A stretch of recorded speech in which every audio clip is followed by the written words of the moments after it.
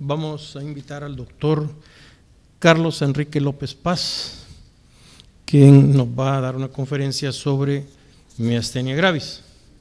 El doctor Carlos Enrique López Paz hizo sus estudios de medicina en la Universidad Evangélica de El Salvador y la especialidad de medicina interna en el Hospital Nacional Sacamil del doctor Juan José Fernández en El Salvador, y homologó su título de doctor en medicina en España, obteniendo la licenciatura en medicina.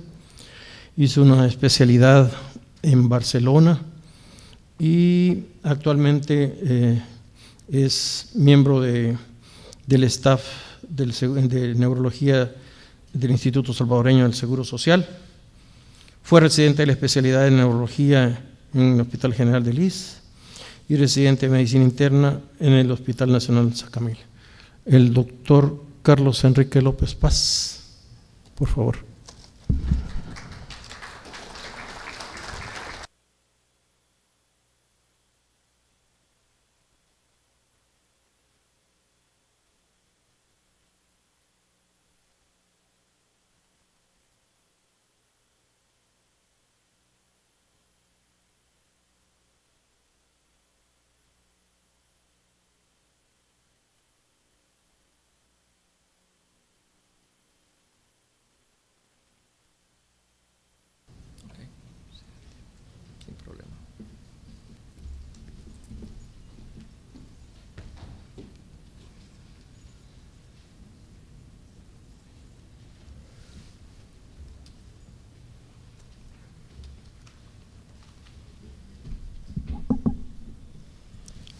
Tenga todo muy buenas tardes. Gracias a Agnes por la invitación y gracias a ustedes por su presencia. Esperamos que esta ponencia aclare ciertas dudas y estaremos a la disposición si tienen algunas preguntas después. La miastenia autoinmune es una enfermedad neurológica cuya afectación es la placa neuromuscular. Es una entidad neurológica muy importante y es también importante transmitirla, ya que el tratamiento temprano y el definirla de una forma precoz mejora mucho el pronóstico de estos pacientes. Para empezar, en un esbozo anatómico, sabemos que la placa neuromuscular está conformada por un axón, que está en el asta anterior, cuya proyección lo hace a través de las fibras musculares, conformando lo que es la unidad motora, para luego conformar la placa neuromuscular. Este es el sistema sarcotubular, en donde podemos ver los túbulos T, las cisternas sarcoplásmicas que contienen calcio, y esta se continúa con lo que es el sarcolema. Todo esto es importante para que se genere la contracción muscular y los potenciales de acción. La unión neuromuscular, vemos acá el axón que llega a lo que es a la fibra muscular y vemos cómo el botón sináptico está conectado a través de la membrana o hendidura sináptica a la membrana postsináptica. Cuando se genera un potencial de acción, vemos que hay apertura de canales de calcio, hay una transformación y una liberación de cuantos, que es la acetilcolina, y posteriormente pasa a lo que es la membrana postsináptica, provocando este fenómeno.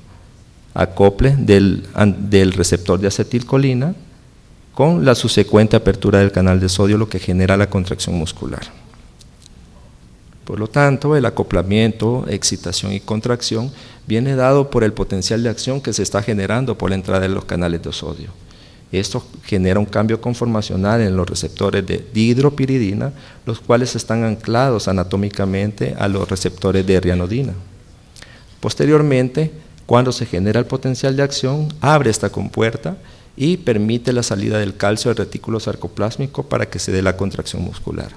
Esta contracción viene dada por la troponina C, la cual se une a los sitios de la actina, libera la tropomiosina y la actina y miosina generan la contracción muscular. Posteriormente, la relajación se da por un movimiento activo de moléculas del calcio hacia el interior de la célula y posteriormente se genera la relajación en la fibra muscular. Esto es importante saberlo porque muchos de los targets o muchos de los objetivos de la gravedad de la enfermedad es la afectación de estos anticuerpos. Los anticuerpos pueden ser definidos como aquellos que inducen una miastenia congénita, que es una enfermedad hereditaria. El niño nace hipotónico, débil, es decir, presenta la debilidad desde el nacimiento. Y las miastenias gravis, que es la miastenia autoinmune desarrollada por una disregulación inmunológica en los adultos. Aquí vemos cómo toma importancia la anatomía. Vemos que los anticuerpos van dirigidos hacia los receptores de acetilcolina, van también hacia los receptores MuSK, hacia los receptores de rianodina en el retículo sarcoplásmico y a la titina a nivel de la fibra muscular. Esto es lo que sucede normalmente. Lo que debería de pasar es que la liberación de la acetilcolina hace de que se abran compuertas de los canales de sodio. Esto genera entrada de sodio y salida de potasio y todos los eventos que acabamos de mencionar. Por lo tanto, todos estos receptores tendrán funciones específicas. Por ejemplo, los LRP4 hacen agrupamiento del receptor de acetilcolina. Los MuSK permiten la despolarización adecuada y permiten un buen plegamiento de la membrana postsináptica. Entonces, ya entrando en materia, tenemos que la miastenia autoinmune es un padecimiento clínicamente heterogéneo mediado por anticuerpos contra epítopes de proteínas transmembranales. Esto conduce a una disfunción permanente o transitoria a nivel del músculo estriado. Estos anticuerpos pueden pertenecer tanto al isotipo IgG1, IgG3 o formas menos frecuentes IgG4, que son los anti-MuSK. También tenemos este concepto que pueden coexistir más de un anticuerpo transmembranal, es decir, un paciente puede tener, de acuerdo al fenómeno inmunológico, muchos receptores tomados. Y se habla del inmunofenotipo al fenotipo clínico, es decir, toda la manifestación, la cascada inflamatoria, las moléculas de adhesión, las citoquinas, provocando la manifestación clínica que evidenciamos en estos pacientes. Es una enfermedad de transmisión neuromuscular cuya incidencia no es nada despreciable, de 0.3 a 2.8 por 100.000 habitantes, teniendo 700.000 personas más o menos afectadas en el mundo. El New England menciona este artículo, esta revisión, y es interesante porque hace una clasificación en las formas oculares, en las formas asociadas a timomas, las seronegativas, que son aquellas que son negativas al anticuerpo contra el receptor de acetilcolina, por lo tanto pueden ser cualquier forma, y aquellas en base a la temporalidad, es decir, aquellas que inician temprano, abajo de los 50 años, o aquellas que inician tarde, arriba de los 50 años. También es una preponderancia del anticuerpo contra el receptor de acetilcolina por mucho, en un 85%, y vemos que en una menor proporción en el resto de anticuerpos. Por lo tanto, esta condición puede coexistir con otros elementos. Por ejemplo, enfermedad cardíaca, tenemos miastenia gravis asociada a afectación cardíaca. Los antititina, antirrianodina, anti-KB1-4 están asociados. Enfermedades no relacionadas o poco relacionadas, la neuromielitis óptica, la esclerosis lateral amiotrófica también se ha evidenciado, y otras enfermedades como los linfomas. La terapia también puede inducir más afectación sistémica en estos pacientes, como la prednisona, la satioprina, con los efectos conocidos de todos estos medicamentos, el timoma ya mencionado, y la autoinmunidad es importante. ¿Por qué? Porque la miastenia autoinmune puede traslaparse. Esta es una paciente mexicana que tenía miastenia autoinmune, tiene LES, tiene SAF, Sjögren y anticuerpos contra NMO positivo. Quiere decir la variabilidad y pues el cruce inmunológico es importante en estas enfermedades. Esto es más de lo que estábamos hablando. Están los receptores de acetilcolina, los RP4, los MuSK, y todos estos tienen regiones inmunógenas, es decir, en donde se llega a acoplar específicamente el anticuerpo. El receptor de acetilcolina, cuyas subunidades conformadas por 5, alfa, beta, delta y épsilon. La gamma se pierde porque solo se da en la vida intrauterina hasta la semana 34. Por lo tanto, estos anticuerpos cobran importancia. El receptor de acetilcolina a nivel del anticuerpo tiene un porcentaje en la población de un 85%, predominante en hombres más que en mujeres, con un isotipo IgG1 e IgG3. Hay involucramiento del complemento y hay una hiperplasia tímica y timoma. Por lo tanto, en estos pacientes estamos obligados a evaluar un TAC torácico. El MuSK es menos frecuente, más severo, asociado al isotipo IgG4, y pues no está asociado a patología tímica. Y el ERP4, pues forma severa, también asociado al IgG1. Quiero que vean esto, y esto es importante, porque los anticuerpos contra los receptores de acetilcolina sí correlacionan no correlacionan la cantidad de anticuerpos con la severidad de la enfermedad. No así en el MuSK, en el que sí se ha evidenciado que si disminuimos la cantidad de anticuerpos, disminuirá la gravedad clínica. Esta es una microscopía electrónica en donde podemos ver los pliegues de la membrana postsináptica, esto es lo normal, y acá vemos una pérdida de los pliegues, una membrana postsináptica que induce una miopatía en la placa. Estos son los otros anticuerpos, antititina, antirrianodina y KB1,4. No lo voy a leer todo, solamente mencionarles que estos anticuerpos están relacionados con cardiopatías. Por eso que si tenemos un paciente con miastenia autoinmune y tenemos cardiopatía, debemos de pensar en estos anticuerpos. Estos confieren mucha más gravedad que las otras formas. Cambios en la onda T, QT prolongados, bloqueos AB de primer grado son algunas de las complicaciones cardíacas. Hay varios conceptos importantes. La presencia de anticuerpos contra músculo estriado correlaciona con la gravedad. La titina y antirrianodina no se encuentra en inicio temprano. Y la severidad de la miastenia no depende de si tenemos un timoma o no lo tenemos, siempre va a ser grave. La presencia de anticuerpos contra el músculo estriado correlaciona con el patrón miopático y se han descrito epítopes de titina y rianodina de timomas de tipo cortical.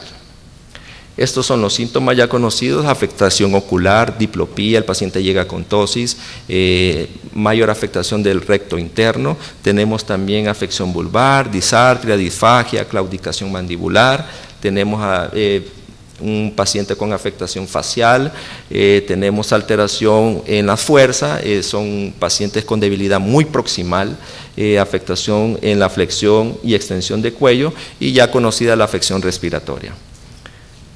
En la temporalidad, pues los dividimos en aquellos pacientes que tienen inicio temprano, tardío y muy tardío. Abajo de 50 están muy relacionados con la hiperplasia tímica folicular. En el inicio tardío está pues una mayor frecuencia con los timomas, muy relacionado, y son las formas más severas. Por eso en pacientes de 50 a 60 años debemos de estudiarlos rápidamente. Y el inicio muy tardío, más de 60 años, pues timomas infrecuentes, y estas pueden ser las formas más leves. Y el timo es importante, porque aquí tenemos una imagen de un paciente con miastenia gravis en donde podemos ver una masa mediastinal anterior izquierda con adenopatías ciliares en el contexto de un paciente con miastenia. Por lo tanto, esta cascada de elementos inducidos por el timo nos hacen pensar por qué es tan importante retirar el timo. Y es por esto, porque induce autorreactividad de células T, induce activación de células B, cascada de complemento, destrucción de los pliegues y por lo tanto también destrucción de los receptores de acetilcolina. Por lo tanto, es como dentro del protocolo hacerlo. Este es un video en donde quiero mostrarles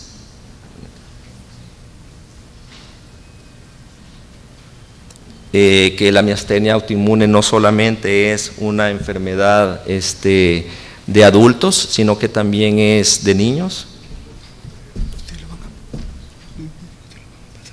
Okay.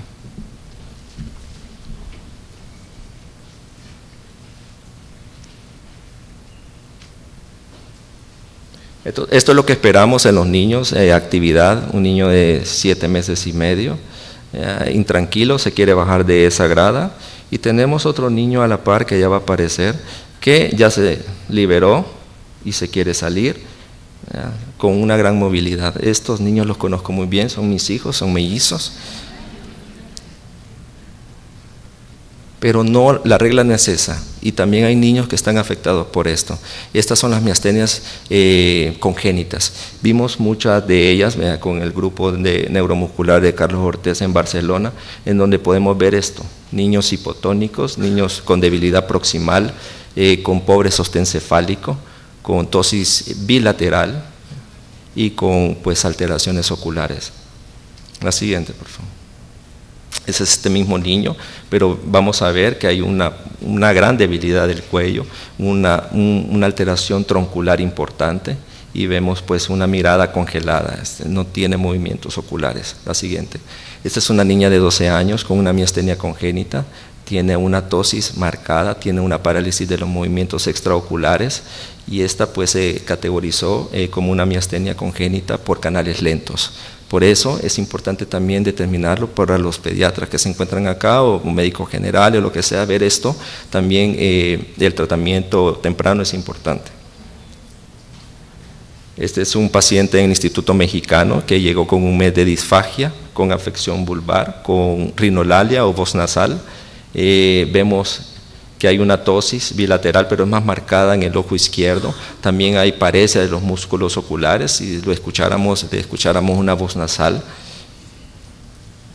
A la evaluación vemos que este paciente tiene una ptosis evidente, también tiene paresia del recto lateral derecho, del recto superior izquierdo y del oblicuo inferior.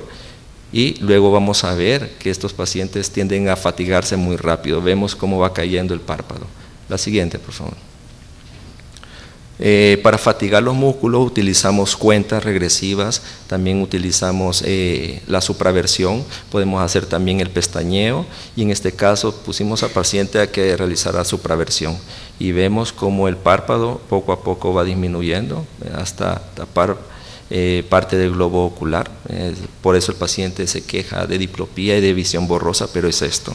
Esto nos da un gran componente de clínica. Tenemos pacientes con ptosis unilateral que mejoran con el tratamiento, es una maniobra terapéutica buena y de diagnóstico también. No pasa.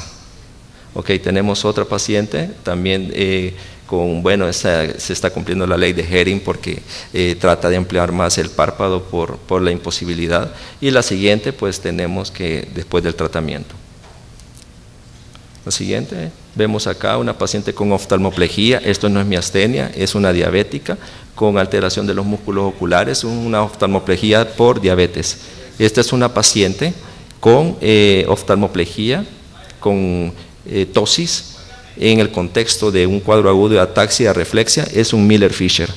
Esta es una paciente con una citopatía mitocondrial, con ptosis bilateral, y esta es una paciente con distrofia oculofaringia. Quiere decir que no todo lo que es ptosis, no todo lo que es oftalmoplegia es miastenia. Este es un paciente, una familia mexicana que tienen ptosis bilateral, tienen alopecia, calvicie, tienen una fase inexpresiva, una fase miópata con inversión del ángulo de la boca, tiene una forma triangular invertida en su cara con fenómenos miotónicos a la evaluación. Es una distrofia miotónica de Steiner familiar. Y esta es una chica del San Juan de Dios de Barcelona, vemos de que también tiene ptosis, también tiene oftalmoplegia, alteración de los músculos extraoculares, pero en su historia la chica pues tiene mucha fatiga, muchos signos musculares y tiene nictalopía, es decir, un déficit en la visión nocturna. Esto traduce lo que es un Kearns-Sayre, que es una citopatía mitocondrial. El diagnóstico para estas entidades, pues los anticuerpos contra receptores de acetilcolina es una piedra angular, es decir, si tuviésemos estos anticuerpos no necesitaríamos más diagnósticos. Ahora bien, si podemos determinarlos o el MUS también es evidente.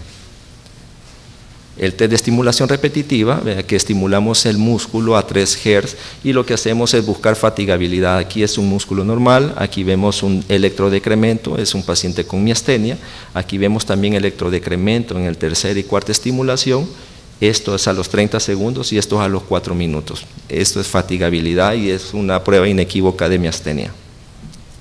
Este es un estudio real, tenemos un paciente a la que se le realizó un test de estimulación repetitiva y aquí lo que vemos es la amplitud en decremento, debe ser más de 10 para definir miastenia. Aquí no vemos electrodecremento, pero es el basal. El siguiente, aquí sí ya vemos un electrodecremento importante y este se da a los 3 minutos. La siguiente, por favor. Aquí vemos también electrodecremento, vemos 13, quiere decir que es una prueba de miastenia a través del test de estimulación repetitiva. La fibra única no voy a ahondar, pero es el estudio más específico, lo que sucede es que es muy difícil de realizarlo. Aquí lo que buscamos es fluctuación o el jitter, que refleja la variación en el tiempo de transmisión de la unidad neuromuscular. Y aquí, en la siguiente, pues esto es lo que esperaríamos, que no hubiese variabilidad, la estimulación, y en el paciente que tiene miastenia sí lo observamos. Siguiente. Todo esto son las medidas que se hacen en el tiempo como para medir la actividad clínica de los miasténicos. Esta es de los 80s, esta es de los 90s. Seguimos, por favor. Esta es del año 2000, pero con la que nos quedamos nosotros es la siguiente, que es la escala compuesta de miastenia gravis. Este es importante porque evalúa todos estos parámetros. Lo difícil de este sistema es que 15 a 20 minutos debemos de hacérselo al paciente. Esto para investigación es muy importante. Con mi jefe, el doctor Steven Vargas, hablábamos de este personaje Onassis, Aristóteles Onassis, un millonario de las industrias navieras de los 50 y 60, que sufrió de miastenia. Todo el dinero del mundo detuvo la evolución de su enfermedad, pero hoy en la actualidad tenemos terapia inmunomoduladora, que es el factor de mayor y mejor pronóstico en los pacientes, por eso que tienen una mejor evolución. Entonces, a nivel del curso de la enfermedad, tenemos que esta ha ido disminuyendo en mortalidad y aumentando en prevalencia, porque ya conocemos más la enfermedad, por lo tanto podemos determinarla con mayor facilidad. Estos son los tratamientos. Miren desde los años 30 la piridostigmina y la neostigmina, las timectomías, la azatioprina en los 70s, hasta llegar al uso de inmunoglobulinas, ciclofosfamida y los monoclonales o antimonoclonales como el rituximab. Esto también es otra prueba de cómo la timectomía ha mejorado los pacientes y ha disminuido la mortalidad en estos pacientes también. Pase, por favor. Este estudio es interesante porque se hizo en pacientes solo con prednisona y en pacientes con timectomía más prednisona. Vemos que hay una diferencia en lo que es la escala de la escala compuesta de miastenia gravis, quiere decir que hubo una mejoría, y también se cruzó con la prednisona más timectomía más prednisona, pero en dosis de prednisona, y vemos que la dosis de prednisona disminuyó en aquellos pacientes que se les realizó timectomía. Todas estas son las medicaciones contraindicadas. Aminoglucósidos, macrólidos y fluoroquinolona son como las más frecuentes, pero beneficio-riesgo. Si el paciente lo necesita, se lo damos. Si no, pues si está controlada, pues no provocará mayor recurrencia. Todas estas son las líneas. Este es del 2007 al 2018. La prednisona y la piridostigmina siguen siendo la piedra angular. Tenemos la segunda línea, la tercera línea, hasta cuarta y quinta, en donde se incluye el rituximab, eculizumab y la ciclofosfamida. El tratamiento, por lo tanto, hará esto. Si retiramos el timoma, habrá una inhibición de la activación celular, tanto T como B. Si aplicamos rituximab, un anti-CD20, inactivaremos la célula B. Si utilizamos azatioprina, micofenolato, ciclosporina, activaremos las células T y B, y la plasmaféresis que barre los anticuerpos. El tratamiento de la piridostigmina, la piedra angular, el siguiente es la terapia con esteroides, y la siguiente es la terapia no esteroidea, que es aquella que utilizamos cuando el paciente tiene contraindicación para el esteroide. La terapia no esteroidea pues, se utiliza o debe ser considerada cuando hay efectos adversos asociados al esteroide, insuficiente respuesta a la corticoterapia y recaída al desescalar la dosis. Los factores a considerar al tratamiento, pues existe poca literatura que compare eficacia y seguridad entre ellos. La evidencia sugiere azatioprina y es la que utilizamos como primera línea, pero también sugiere ciclosporina, pero por su toxicidad pues no la ocupamos demasiado. Y la evidencia no sugiere mofetil de micofenolato ni tacrolimus, pero la guía sí. Pacientes con enfermedad refractaria, inmunoglobulina, plasmaféresis, ciclofosfamida y rituximab.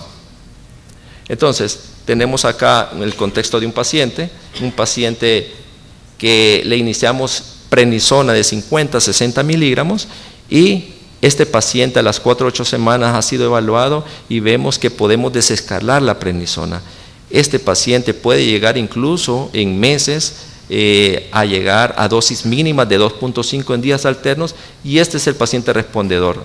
disminución de por lo menos una clase funcional de la escala de Osserman. Por lo tanto, será un paciente remitido el que está libre de síntomas menos de 5 años y más de 5 años estará curado. Pues si tenemos un paciente con prednisona de 50 a 60 y le reducimos la dosis, pero el paciente hace un rebote en severidad, pase por favor, y aumenta la severidad, entonces lo que va a suceder es que tenemos que aumentar la dosis de nuevo de prednisona. Por lo tanto, ese paciente se puede categorizar, pase por favor, pase, ese paciente disminuirá la severidad de los síntomas y por lo tanto será un paciente respondedor dependiente de inmunomodulador. El otro contexto es un paciente con prednisona que se mantiene en el tiempo, pero no podemos utilizarla más de 2 años, ¿verdad? Por los efectos, incluso en el primer año tenemos que hacer la reducción. Por lo tanto, este paciente se beneficiaría con un inmunosupresor para que en el tiempo haga su efecto y se vaya haciendo la reducción de la prednisona. Ok, este es un paciente respondedor con ahorrador de esteroide. Pase siguiente. Entonces, el no respondedor es el paciente que no mejora todas estas líneas. Por lo tanto, este paciente tiene un pobre pronóstico, ¿verdad? Y pues lo categorizamos como esto. Siguiente. El New England, menciona estos algoritmos que deben de ser individuales para cada país: la prednisona y la satioprina. Siguiente. Si el paciente no mejora, micofenolato o rituximab, y si no, el uso de otros inmunosupresores. Siguiente. En miastenias gravis con crisis, con exacerbaciones severas, cuidados intensivos, inmunoglobulina o plasmaféresis. Si no mejoran, podemos hacer otro ciclo de inmunoglobulina plasmaféresis, y si no mejora, rituximab, y pues, continuar con el tratamiento de las sobreinfecciones. Siguiente. Todo esto son los estudios descritos. Siguiente, alta dosis de ciclofosfamida, tratamiento repetido con ciclofosfamida y la eficacia de esta. Vemos que en estos estudios se ha evidenciado que los pacientes pueden iniciar remisión a los 3 meses y pueden permanecer pues con manifestaciones leves o asintomáticos hasta 3 años. Por lo tanto, es una buena terapia, ¿verdad?, para estos pacientes. La otra es el uso de rituximab en pacientes con MuSK. Vemos que los anticuerpos contra los receptores de acetilcolina pues muchas veces no tienden a disminuir, pero los anticuerpos contra MuSK sí tienden a disminuir con la terapia de rituximab. Por lo tanto, esto sí correlaciona con la gravedad. Quiere decir que este paciente sí se beneficiaría y mejoraría drásticamente su gravedad clínica. Pero en el 2016 reporta la respuesta de rituximab a pacientes con anticuerpos contra receptores de acetilcolina. Y esto lo evidenciamos en pacientes seguidos en 18-84 meses. Pase, por favor, en donde vemos que los anticuerpos medidos fueron del 100% y después del ciclo 1, 2 y 3 hubo una reducción pues nada despreciable. Es decir, de 100 bajaron a más o menos 75 y posteriormente bajaron a 50.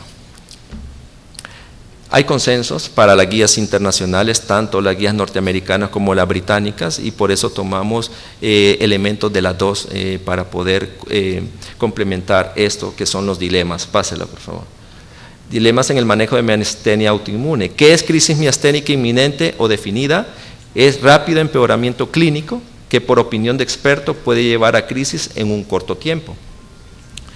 ¿Qué diagnóstico hacer? Anticuerpos contra receptor de acetilcolina, pruebas tiroideas, estimulación repetitiva y TAC torácico. Si tuviésemos esto positivo, pues la estimulación repetitiva ya no la deberíamos de hacer. ¿Cómo definir manejo ambulatorio u hospitalización? Identificar banderas rojas, es decir, si el paciente tiene afección vulvar, tiene mucha dificultad para deglutir, tos, rutas falsas, el agua se le viene por la nariz, disnea al comer e incluso no habla cuando está comiendo, ese paciente necesita ser hospitalizado. Pero si tiene afección leve o moderada, puede ser ambulatorio. ¿Cuál es el tratamiento de miastenia autoinmune ocular? Pues piridostigmina, esteroides, y la timectomía puede hacerse en niños y jóvenes. Hay estudios que han identificado que disminuyen el uso de inmunosupresores, los efectos secundarios de estos y las sobreinfecciones. ¿Cuándo usar piridostigmina y aquidosis? El inicio 30 miligramos 4 veces al día, el seguimiento 60 miligramos 4 veces al día y la dosis establecida es de 90 4 veces al día. La dosis máxima que nosotros utilizamos es de 360, es decir, dar más de esa dosis es no hacerle nada al paciente. ¿Cuándo usar prednisona y cuál es su reducción posterior? Siempre iniciamos prednisona en los pacientes miasténicos, aunque sean oculares, porque hay una tasa de un 80% que se generalizarán a los 2 años. Dosis decreciente de 10 miligramos, pase. ¿Qué pasa si al reducir la dosis de 20 miligramos hay recaída en síntomas? Incrementar la dosis de prednisona. Uso de inmunosupresores. ¿Qué inmunosupresor utilizar? Pues ya los mencionamos. Pase, la siguiente. ¿A qué se le llama remisión? Pues aquel paciente que no tiene síntomas de miastenia, pero puede persistir con debilidad en párpados. ¿A qué se le llama miastenia refractaria? Pues aquel paciente que no presenta mejoría, pero al utilizar los inmunosupresores de manera adecuada, en el tiempo adecuado, en la dosis adecuada. ¿Qué hacer si hay refractariedad a pesar de inmunosupresores? Plex, inmunoglobulina, ciclo y rituximab.